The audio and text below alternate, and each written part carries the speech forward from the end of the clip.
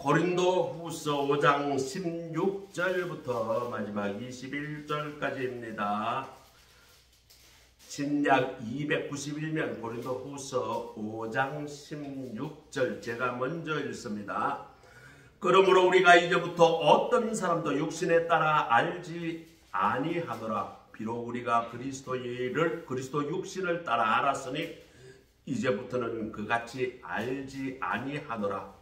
그런즉 누구든지 그리스도 안에 있으면 새로운 피조물이라 이전 것은 지나갔으니 오라 새 것이 되었다. 모든 것이 하나님께로서 났으니 그가 그리스도로 말미암아 우리를 자기와 화목하게 하시고 또 우리에게 화목하게 하는 직분을 주셨으니 곧 하나님께서 그리스도 안에 계시사 세상을 자기와 화목하게 하시며 그들의 죄를 그들에게 물리지 아니하시고 화목하게 하는 말씀을 우리에게 부탁하셨느니라. 그러므로 우리가 그리스도를 대신하여 사신이 되어 하나님이 우리를 통하여 너희를 권면하시는 것 같이 그리스도를 대신하여 간청하노니 너희는 하나님과 화목하라.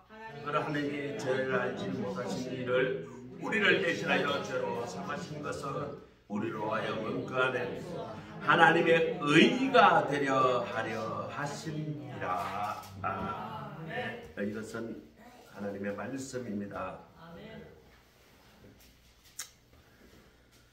예, 오늘 주보를 만들어 놓고 오늘 새벽에 제가 설교문을 또 이렇게 수정을 하면서 본문을 바꿨습니다.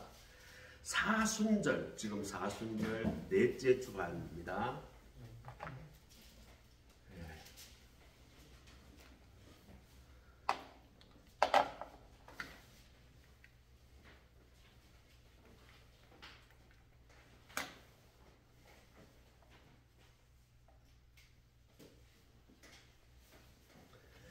자, 이 사순절 기간에 우리는 어떻게 이 사순절을 보내야 될 것인가? 우리 깊이 생각해보는 시간이 되었으면 좋겠습니다.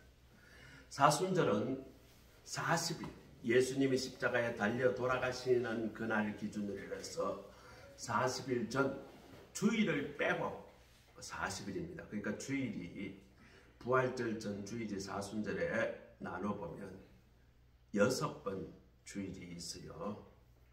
마지막 주간은 종려주일. 그러니까 5번의 고난주간이 있고 그 사순절 주일이 있고 그 다음 마지막 주일이 종려주일, 그 다음 부활주일. 주일날은 뺀 40일간을 사순절 기간이다. 그렇게 합니다. 이 사순절 기간은 우리는 이 기간만큼이라도 세상의 욕심과 세상의 삶의 기준이 아니라 예수님의 십자가 그 살아가는 정신과 그 신앙을 다시 한번 되새기고 다시 한번 그 신앙으로 회복하자는 그 기간이 사순절입니다. 사순절 기간은 부활절과 함께 우리 초대교회부터 지켜왔던 아주 중요한 절기입니다. 크리스마스는 사실 생긴 지가 그렇게 오래되지 않아요. 추수감사절도 생긴 지가 한 300년밖에 안 됩니다. 성탄절은 뭐 대체적으로 한 900년 전, 뭐 좀 길게 보면 저는 정확하게 언제부터 크리스마스들 생긴 지가 정확지가 않아요. 그런데 사순절은 초대교회부터 지금부터 2000년 전에 그때부터 생긴 절기입니다. 그러니 기독교의 근본이 어디에 있다? 부활절과 사순절에서 시작이 된다. 그러면 이 사순절 기간을 맞는 우리는 이 기간을 어떻게 보내야 할 것인가? 우리가 깊이 알아야 합니다. 이 사순절 기간 우리가 먼저 알아야 할 것은 나의 정체성을 다시 한번 깨닫는 기간이 되어야 합니다. 우리 삶에서 중요한 것은 내가 누구냐라는 그 주제 파악을 잘 하지 못하면 헤맵니다.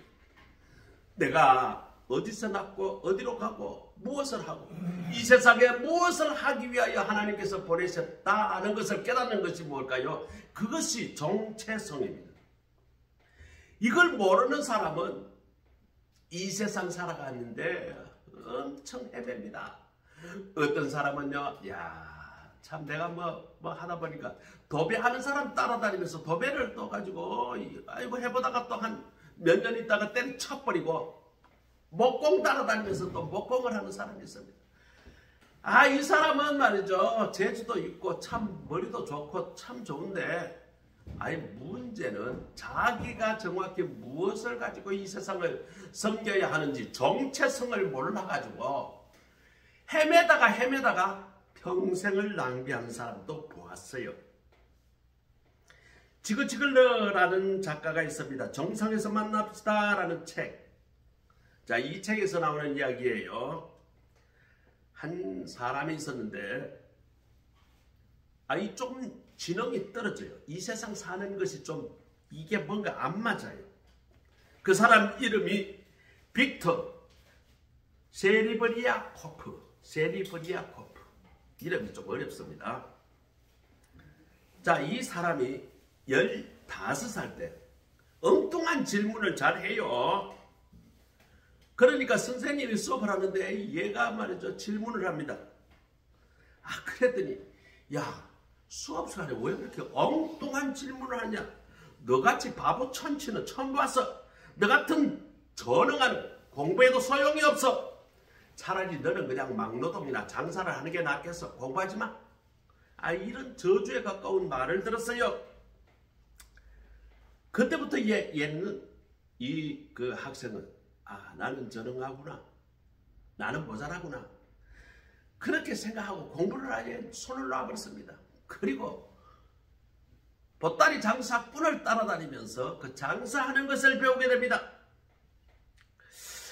그렇게 장사를 하다가 머릿속에는 끊임없이 이상한 것이 자꾸 질문이 나고요. 이것도 궁금하고 저것도 궁금합니다. 그러다가 우연히 자기가 32살에 IQ가 160이 넘는다는 것을 발견하게 됩니다. 이 사람은 자기가 전능화가 아니라 엄청난 천재라는 것을 그때 비로소 깨달았던 것이죠. 그러니 남들이 보지 못하는 것을 보게 되고 남들이 생각하지 못하는 것을 생각하게 되니까 어릴 때부터 질문이 차원이 다른 질문을 하니까 선생님이 이거 수업 시간에 이걸 가르치는데 전혀 차원이 다른 질문을 해대니까 선생님이 너는 전능하야. 너는 바보 천치야. 이 말을 듣고 인생을 바보 천치로 살았던 것이죠. 자, 이때 말이죠. 내가 천재라는 것을 알고 그때부터 천재처럼 생각하고 행동하기 시작합니다. 그리고 진짜 천재의 능력이 발휘되었습니다. 그때 말이죠. 부족한 공부를 순식간에 고등학교 과정을요 6개월 만에 다 떼버립니다. 그리고 대학 전체 과정을 말이죠 1년 반 만에 떼버립니다. 그리고 그때부터 책을 엄청나게 씁니다. 특허를 많이 냈고요. 사업도 말이죠.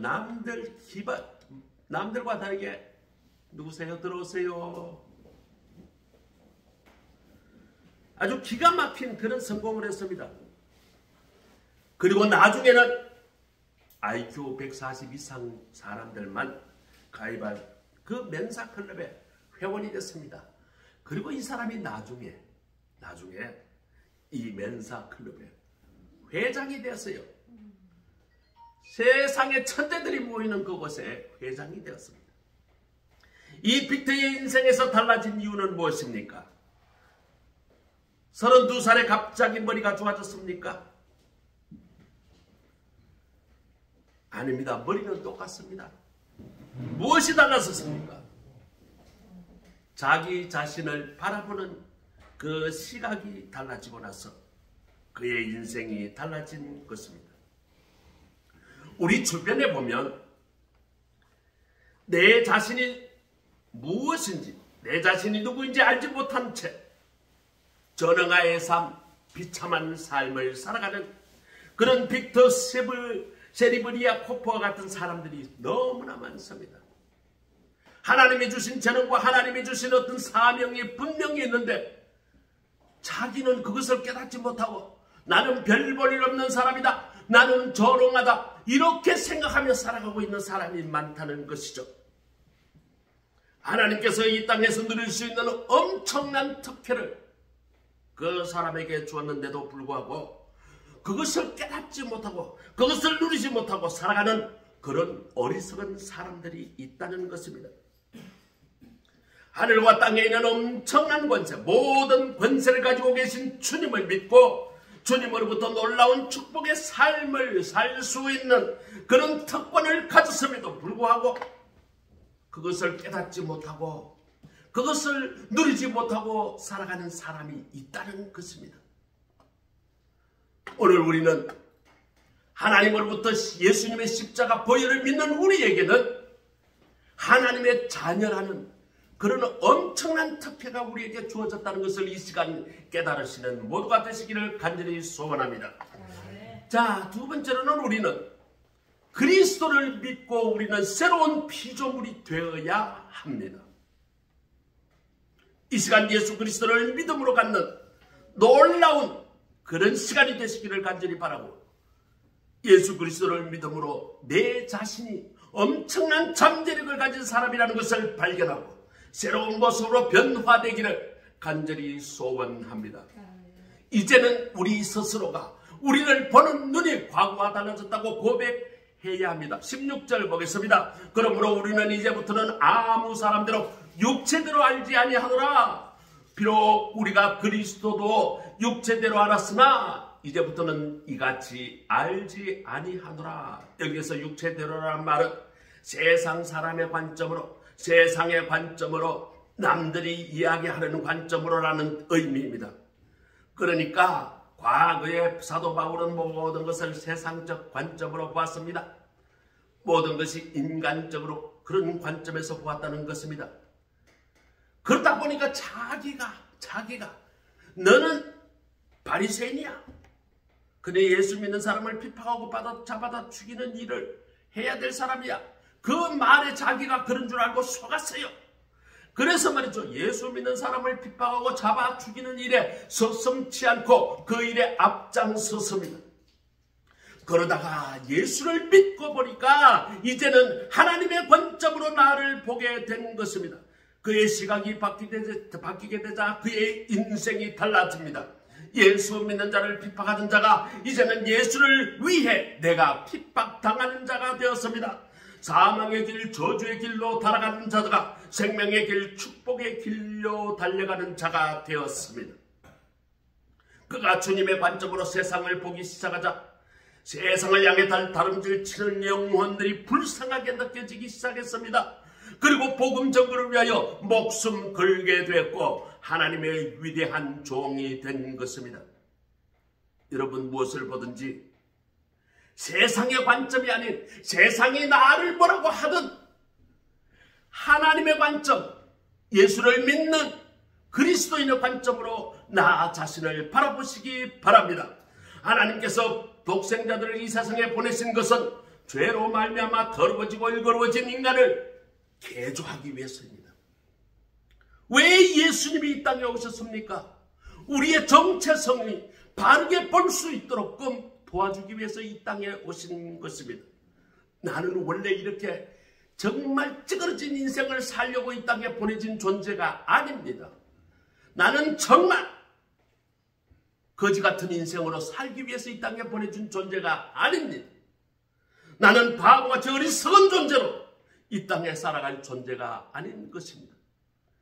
예수를 믿고 하나님의 은혜를 받게 되면 우리는 새로운 피조물이 됩니다. 완전히 변화되어 새 사람이 되어가는 것입니다. 이 시간 하나님께서 우리에게 성령을 보내주시사 하나님이 나를 이 세상에서 별 볼름 존재가 아니라 특별한 존재로 보내심을 받았고 내가 정말 시시한 인생을 살다가 끝을 낼 인생이 아니라 하나님께서 나에게 엄청나게 특별한 인생으로 변화시켜줄 그럴 기회가 있다는 것을 믿으시기 바랍니다. 이것은 역사가 증명합니다. 삭개오의 생활이 그랬습니다. 이 사람은 말이죠, 협박하고 로마로부터 권세를 받아가지고 거둬야 할 세금의 4배를 뺏어가지고 착복을 했어요. 막달라 마리아 생활이 그랬습니다. 정말 아주 세상 사람이 저주할 만한 그런 생활을 하다가 예수를 믿고 변화되었습니다. 성 어거스틴이 그랬어요. 17살 때에 거기 세상에 여자들을 건너갈 17살 때에 사생활을 낳았어요. 결혼도 하지 않은 상태에서 사생활을 낳았어요. 온갖 깡패들하고 어울리고 나쁜 사람들하고 어울리다가 예수를 만나고 난 뒤에 이 사람이 변화되었습니다. 그리고 위대한 사상가가 되었습니다. 그래서 기독교에서는 성 어거스틴이 살 때가 말이죠. 언제냐면 400년경입니다. 이 사람이 400년경에 책을 썼으니까 구원론 이런 것들을 그때 썼습니다. 그러면 이 사람이 아마 370년 이때 태어났겠죠. 지금부터 1600년 전에 태어난 사람입니다. 그 사람을 지금도 우리는 존경해요. 신학교에 가면 성 어거스틴 서적을 공부하는 사람은 있습니다. 요즘 신학은 너무 보수적이다 해서 안 읽지만 저는 어거스틴 신학을 읽었어요. 그리고 너무너무 좋아합니다. 우리가 칼빈 신학이 보수 신학이라는데 그것보다 더 보수 신학이 어거스틴 신학. 칼빈 신학은 어거스틴 신학에서 왔어요. 그렇기 때문에 우리 장로교의 그 신학의 아버지가 누굴까요? 우리는 칼빈입니다. 칼빈의 그러면 아버지는 누굴까요? 어거스틴입니다. 지금도 어거스틴이 그렇게 깡패같이 살았던 쓰레기 같은 인생을 살았던 정말 뒷골목에 어디 가다가 술 먹고 그냥 돌 맞아 죽어도 아무도 슬퍼하지 않았던 그런 쓰레기 같은 인생이 예수를 믿고 바뀌어서 이렇게 인류의 위대한 사람으로 바뀌었다는 것입니다. 김익두 목사님이 그랬습니다. 깡패였어요. 평양 시내에서 김익두 나타났다면 장사하는 사람이 혼비백산에서 다 도망갑니다. 발에 걸리는데 다 걷어차고 몸에 거슬리면 몽둥이로 다 때려 부숩니다. 그러다가 그 사람이 예수를 만나서 목사님이 되어서 우리 한국 사회에 엄청난 영향력을 미치는 사람으로 변화되었습니다. 오늘도 주변에 예수님을 믿고 예수님을 만나서 새 사람이 된 분이 얼마든지 있습니다. 새 사람이 됩니다. 우리의 보는 눈이 달라집니다. 나를 바라보는 나 자신의 자존감이 달라집니다. 주님을 만나게 되면 인생관이 달라집니다. 우리를 세상을 보는 역사관도 달라집니다. 우리가 세상을 바라보는 세계관이 달라집니다. 주님을 영접하는 새 사람이 되는 축복이 우리 모두에게도 임하시기를 축복합니다. 자, 18절 우리에게 화목하게 하는 직분을 주셨다.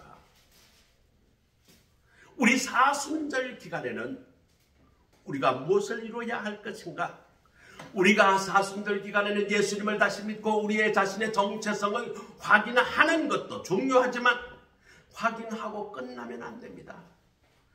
변화된 새 사람이 해야 될 첫 번째 사명이 있습니다. 그것이 무엇인가? 화목이라고 하는 말 거듭 오늘 본문에서 이야기합니다. 이 말은 요즘 말로 화해라는 말로 바꿀 수가 있습니다. 하나님께서 그리스도 안에 계시사 세상을 자기와 화해하게 하셨다 하시는 것입니다.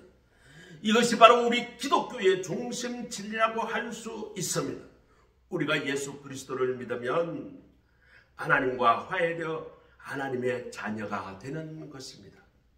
하나님의 자녀가 되면 하나님의 음성을 들을 수 있고 하나님의 명령을 이해할 수 있고 하나님의 뜻대로 살아갈 용기가 생기게 되는 것입니다.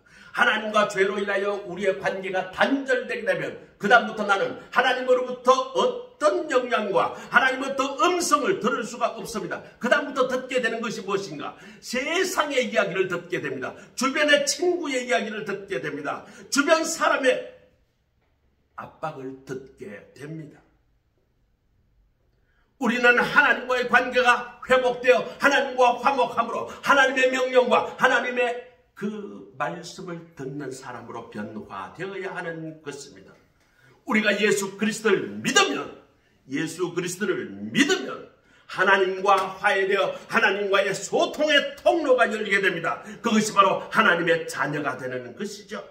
또 20절 말씀에 그러므로 우리가 그리스도를 대신하여 사신이 되어 이런 말씀이 나옵니다. 예수님이 우리를 이 세상에 그리스도의 대사로 우리를 보내셨다라는 것이죠.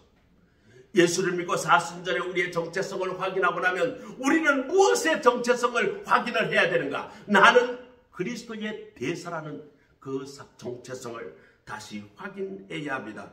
우리 믿는 사람들은 우리 삶의 주변에 대해서 천국의 대표, 하나님의 대사로 이 땅에 와 있다는 정체성을 확인해야 합니다. 우리가 어디에 있든지 그곳에 그리스도로 대표하는 사람으로서 그리스도께서 파송하신 대사로서 내가 살아가야 할 책임이 있다는 것입니다. 내 생활의 모습을 통해서 그리스도로 보여줄 책임이 있는 것입니다. 여러분, 내가 일하고 있는 일터가 바로 하나님의 선교지라는 소명의식을 가지고 일하시기를 간절히 소원합니다. 내가 직급이 높으면 아래 사람을 더 섬기십시오. 그러면 예수 믿는 우리 과장님, 우리 팀장님, 우리 사장님 역시 다르구나. 예수 믿는 사람은 뭐가 달라도 다르구나. 그렇게 인정하지 않겠습니까? 그리고 예수님은 평화의 왕으로 오셨습니다. 이 세상에 평화를 가르쳐주기 위하여 이 제자들을 가르치셨습니다. 마태복음 5장 9절에 화평케 하는 자는 복이 있나니, 다시 말하면 평화를 이루는 자는 복이 있나니, 왜 예수님은 화평을 강조하셨을까요? 다른 사람과 화해하고 화목을 이룰 때에 그곳에 하나님의 은혜와 하나님의 복이 임하기 때문입니다. 아니, 화목하지 않은 곳에는 다시 말하면 하나님의 은혜와 하나님의 복이 없다는 것입니다. 화목하지 않은 채 교회에 와서 예배를 드려봤자 하나님께서는 그 예배를 받으시지 않는다는 것입니다. 우리 삶에서 지금 이 시간 생각해 봅시다. 나 때문에 마음 상한 사람이 주변에 있었는가? 내 부하 직원인가? 아니면 내 아내인가? 내 자식인가? 내 주변 사람인가? 내 때문에 마음 상한 자가 없었는가? 나는 화해하는 이 직분을 잘 감당했는가? 이 시간 한번 자신을 되돌아보시기 바랍니다. 최용덕 집사님이라는 사람이 계십니다. 자, 이분이 말이죠, 많은 찬양, 작사, 작곡을 하여 하나님께 영광을 돌리고 있습니다. 그런데 한 번은 말이죠, 일을 하는 후배가 사소한 일로 다투게 됐습니다. 이 새로 만든 찬양곡이 말이죠, 뭐 이렇게 발표하고 어나운서를 하고 이렇게 하는 과정에 서로 의견이 좀 달랐어요. 엄청나게 둘이서 다퉜습니다. 헤어졌어요. 돌아왔는데 이게 무슨 짓이냐?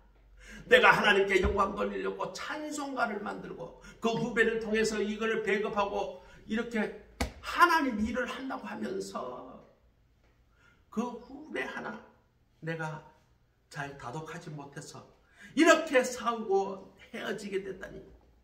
그래서 말이죠, 하나님 앞에 무릎 꿇고 딱 기도하는데 왜 그랬을까? 왜 그랬을까? 마음속에서 네 자존심이 문제야.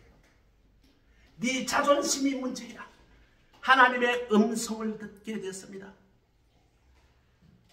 아니, 아무것도 아니고 후배가 좋은 의견을 냈는데 후배가 선배한테 하는 말이 너무 거칠다.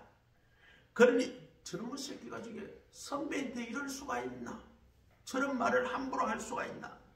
그러니까 내용도 상관없고 그 말하는 태도에 이 꼬투리를 잡아서 내가 선배인데 그래도 내 자존심을 긁다니, 그러면서 싸우게 됐다는 것을 발견하게 됩니다.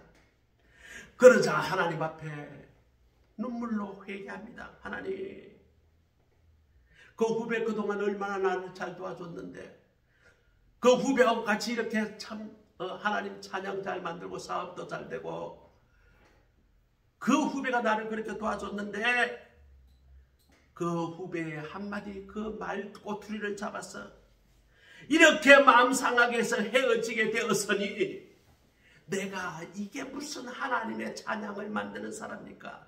눈물로 회개하고 기도하고 있는데 그때 문을 똑똑똑똑 두드려요. 선배님, 접니다. 문 열어주세요. 문 열어줬더니 그 후배가 그 문 바깥에서 무릎을 꿇고, 선배님, 대선배님, 내가 잘못했습니다. 오늘 선배님 마음을 아프게 한 것을 용서해 주세요 하고 무릎을 딱 꿇는 거예요. 아니다, 내가 잘못했다. 내가 내 자존심 그걸 하나를 못 이겨가지고 너한테 싫은 소리하고 싸우고 너를 보냈구나. 두 사람은 화해했습니다. 화해하고 돌아갔어요. 그날 밤 차영덕 그 집사님은 눈물을 흘리면서 오늘 나는이라는 찬양을 지었습니다. 내가 먼저 손 내밀지 못하고, 내가 먼저 용서하지 못하고, 내가 먼저 웃음 짓지 못하고 이렇게 나는 머뭇거리고 있네. 그가 먼저 손 내밀기를 원했고, 그가 먼저 용서해 주기를 원했고, 그가 먼저 내게 다가와서 웃음 주기를 원했네. 오 주님, 나는 어찌된 사람인가? 오 간교한 나의 입술이여, 오 옹졸한 나의 마음이여, 왜 나의 입은 사랑을 말하면서, 왜 나의 마음은 화해를 말하면서, 왜 내가 먼저 져줄 수 없었는가? 왜 먼저 내가 손해볼 수 없었는가? 왜 내가 용서하지 못했는가? 오늘 나는 주님 앞에서 몸둘 바 모르고 이렇게 흐느끼며 쏘있네. 어찌할 수 없는 이 마음 주님께 맡긴 채로 이런 시를 쓰고 그날 곡을 만들었답니다. 오늘 이 시간 여러분에게 질문합니다. 이 자리에 혹시 서로 등을 돌린 채 살아가고 계신 분이 있습니까? 내가 먼저 가서 화해해야 될 사람이 있습니까? 만약 그렇게 살아가고 있는 이유가 어떻게든 그것이 하나님의 은혜와 축복으로부터 여러분의 인생을 망가뜨리고 있는 그 원인이라는 것을 깨달으시기 바랍니다. 여러분 용기를 내세요. 용서를 먼저 하세요. 여러분 화해를 먼저 하세요. 용서와 화해는 먼저 할수록 빠를수록 좋습니다. 여러분 기회가 있을 때에 상대방을 오기 기다리지 말고 여러분 발로 찾아가서 용서하시기 바랍니다. 화해하시기 바랍니다. 그리고 용서하시고 화해 악수를 청하시고 먼저 안아주시기 바랍니다. 이것이 하나님의 은혜를 받는 비결이요, 하나님의 복을 받는 그 비결인 줄을 믿으시기 바랍니다. 내가 먼저 화해를 청하는 것이 축복된 인생을 사는 비결인 줄을 믿습니다. 여러분 이제는 어두운 우리의 과거가 지나갑니다. 보라 새 것이 되었도다. 오늘 본문의 말씀을 합니다. 이제 예수 안에서 우리는 새로운 사람이 되었음을 우리는 인정하십시오. 내가 예수 그리스도의 십자가 안에서 어두운 과거를 떨쳐버리고 이제는 새로운 인생으로 새로운 용기를 가지고 이 세상을 살아가겠노라 선언하십시오. 그리고 세상을 향해 나아가십시오. 그리고 우리 서로 화목해 하는 직분자로서 사랑으로 하나 되는 아름다운 세상을 이루는 우리 모두가 되시기를 주의 이름으로 축복합니다. 은혜되는 길 걷기 중에 하나가 있습니다. 내가 있는 곳에서 꽃을 피우라. 내가 있는 일터에서 꽃을 피우라. 내가 있는 사업체에서, 내가 있는 가정에서, 내가 맺는 모든 관계 가운데 향기로운 화해의 꽃을 피우시기 바랍니다. 내 얼굴은 예수 그리스도의 전조지입니다. 내 삶의 태도가 주님의 편지요 예수 그리스도의 향기입니다. 세상 사람들은 바로 저와 여러분을 통해 변화된 우리들의 모습을 통해 예수님을 바라보게 될 것입니다. 교회를 판단하게 될 것입니다. 우리는 나 자신이 어떤 존재인가 정체성을 분명히 살아가시기를 바랍니다. 예수 안에서 내가 새로운 피조물이 됨을 확실히 믿으시기 바랍니다.